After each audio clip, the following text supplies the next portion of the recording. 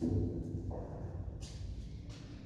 आज अपन discuss out करेंगे कि एमनियोटिक फ्लूइड क्या होता है। एमनियोटिक फ्लूइड के अंदर आज अपन जो डिस्कस आउट करने वाले हैं वो कंटेंट है, सब हेडिंग है introduction of amniotic fluid, source of amniotic fluid, elimination of amniotic fluid, composition of amniotic fluid and last one है वॉल्यूम ऑफ एमनियोटिक फ्लूइड।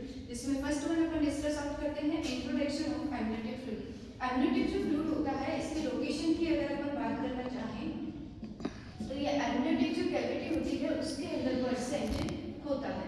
और एमनियोटिक कैविटी का जो डेवलपमेंट होता है इंट्रा यूटेराइन लाइफ के अंदर, इंट्रा यूटेराइन लाइफ के अंदर इनर सेल मास के थ्रू इसका जो फॉर्मेशन होता है वो देखने को मिलता है। इनर सेल मास के थ्रू एमनियोटिक कैविटी का फॉर्मेशन होता है, उसी के अंदर एमनियोटिक जो फ्लूइड होता है वो परसेंट होता है। एमनियोटिक जो फ्लूइड होता है एक आइसोटोनिक एल्केलाइन फ्लूइड होता है। आइसोटोनिक एल्केलाइन फ्लूइड होता है जिसकी पीएच लगभग 7.6% होती है। एक रेंज की अगर अपन बात करना चाहें तो 7.2 टू 7.6 इसकी जो पीएच होती है वो परसेंट होती है। और स्पेसिफिक ग्रेविटी की अगर अपन बात करना चाहें तो स्पेसिफिक इसकी जो ग्रेविटी होती है लगभग 1.010 इसकी परसेंट होती है।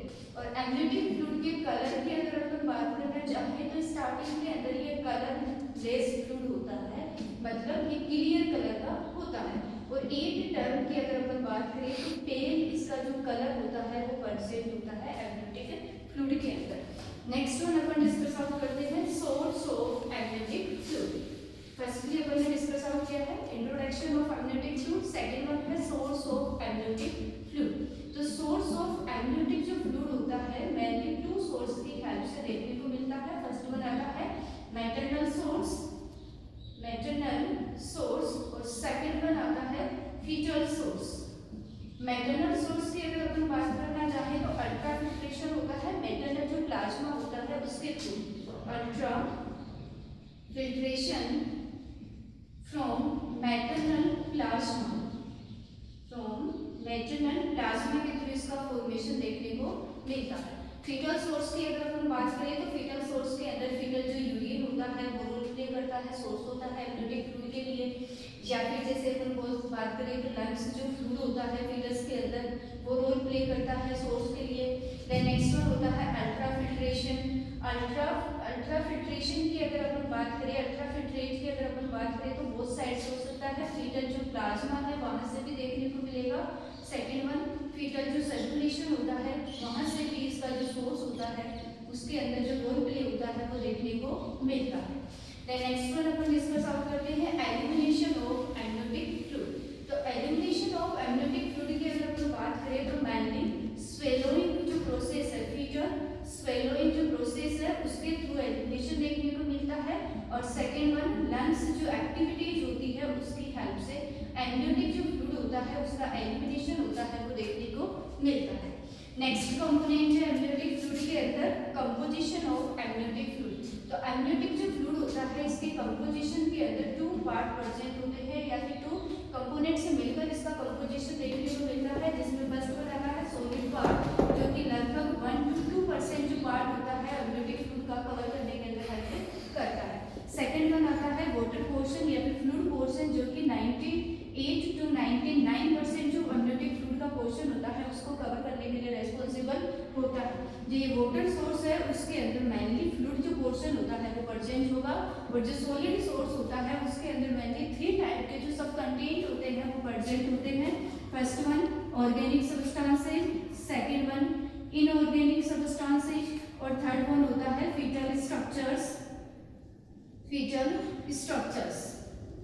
या फिर सम जो पार्ट्स होते हैं वो भी फीटस के सम जो पार्ट्स होते हैं वो भी इसके कंपोजिशन के अंदर रोल प्ले करते हैं। तो एक तरह से कंपोजिशन की अगर हम बात करना चाहें तो यूरिया प्रेजेंट होता है, यूरिक एसिड प्रेजेंट होता है, क्रिएटिनिन इसके कंपोजिशन के अंदर प्रेजेंट होता है, प्रोटीन प्रेजेंट होता है, एनपीएन इसके कंपोजिशन के अंदर प्रेजेंट होता है, देन लेंगवा होता है वो इसके कंपोजिशन के अंदर प्रेजेंट होता है, केसियोसा इसके कंपोजिशन के अंदर प्रेजेंट होता है। नेक्स्ट अगर अपन बात करना चाहें तो जो सेल्स होती है फीटल सेल्स हेयर्स होते हैं वो भी इसके कंपोजिशन के अंदर प्रेजेंट होते हैं। देन बाइकार्बोनेट जो आयन होते हैं, सोडियम होता है, पोटेशियम होता है, वो भी इसके कंपोजिशन के अंदर प्रेजेंट होता है। नेक्स्ट वन अपन डिस्कस आउट करते हैं वॉल्यूम ऑफ एमनियोटिक फ्लूइड। तो वॉल्यूम ऑफ एमनियोटिक फ्लूइड की अगर अपन बात करना चाहें तो डिफरेंट टाइम जो जेस्टेशनल वीक होता है उसके ऊपर डिफरेंट एमनियोटिक फ्लूइड का वॉल्यूम देखने को मिलता है, जिसमें फर्स्ट वन अपन बात करते हैं 8 to 10 week of gestation. 8 to 10 week of gestation के ऊपर एमनियोटिक जो फ्लूइड का वॉल्यूम होता है लगभग 25 ml% होता है। सेकंड बात करते हैं 12 week of gestation. 12 week of gestation के ऊपर एमनियोटिक फ्लूइड का वॉल्यूम होता है लगभग 50 ml देखने को मिलता है। नेक्स्ट वन बात करते हैं 20 वीक ऑफ जेस्टेशन, जिसके ऊपर एमनियोटिक फ्लूइड का वॉल्यूम लगभग 400 ml देखने को मिलता है। नेक्स्ट वन बात करते हैं 36 to 38 week of gestation. Amniotic fluid का जो वॉल्यूम होता है लगभग 1000 ml देखने को मिलता है, जो कि मैक्सिमम लेवल होता है एमनियोटिक फ्लूइड का during intrauterine life. Then next one बात करते हैं 8 टर्म एमनियोटिक फ्लूइड का जो लेवल होता है वो स्लो डाउन डिक्रीज देखने को मिलता है, जिसमें रेंज होती है लगभग 600 to 800 ml। देन अपन बात करते हैं पोस्ट टर्म एमनियोटिक जो फ्लूइड है उसका लेवल लगभग 43 वीक ऑफ जेस्टेशन के ऊपर एमनियोटिक फ्लूइड का जो लेवल होता है वो लगभग 200 ml देखने को मिलता है। देन अपन बात करते हैं 44 वीक ऑफ जेस्टेशन, एमनियोटिक जो फ्लूइड का वॉल्यूम होता है वो लगभग 160 ml देखने को मिलता है। Thank you.